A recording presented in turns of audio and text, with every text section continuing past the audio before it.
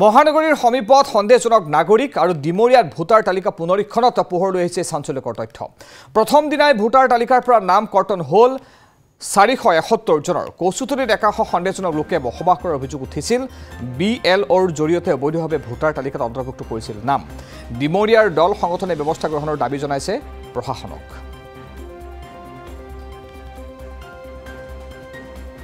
কচুতলি অঞ্চলত শেহতীয়া উচ্ছেদ অভিযানত কেইবা হাজাৰ ব্যক্তিৰ ইয়াৰ পৰা আঁতৰাই পঠিওৱা হ'ল।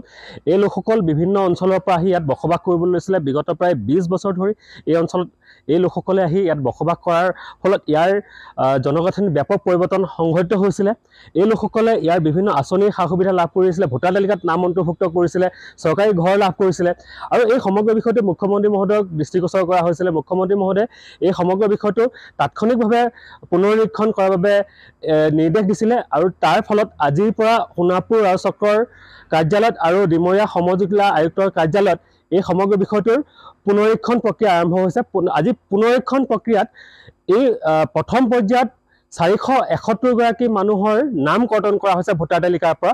আমি মুখ্যমন্ত্ৰী মহোদয়ক ধন্যবাদ জ্ঞাপন কৰিছোঁ আৰু ডিমৰীয়া খিলঞ্জীয়া ৰাইজক সুৰক্ষিত কৰিবলৈ মুখ্যমন্ত্ৰী মহোদয়ে যি পদক্ষেপ গ্ৰহণ কৰিছে, সমগ্ৰ ডিমৰীয়াবাসী হৈ পেলাই আমি তেখেতৰ ওচৰত সদায় চিৰকৃতজ্ঞ হৈ ৰ'ম।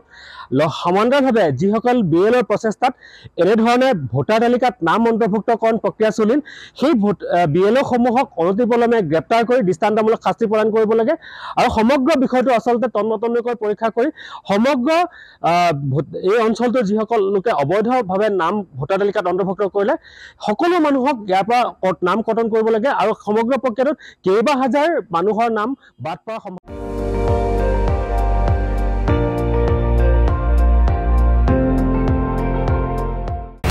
আপুনি চাই আছে ND24 সৰ্বশ্ৰেষ্ঠ নহয় সৰ্বোত্তমৰ দৌৰ।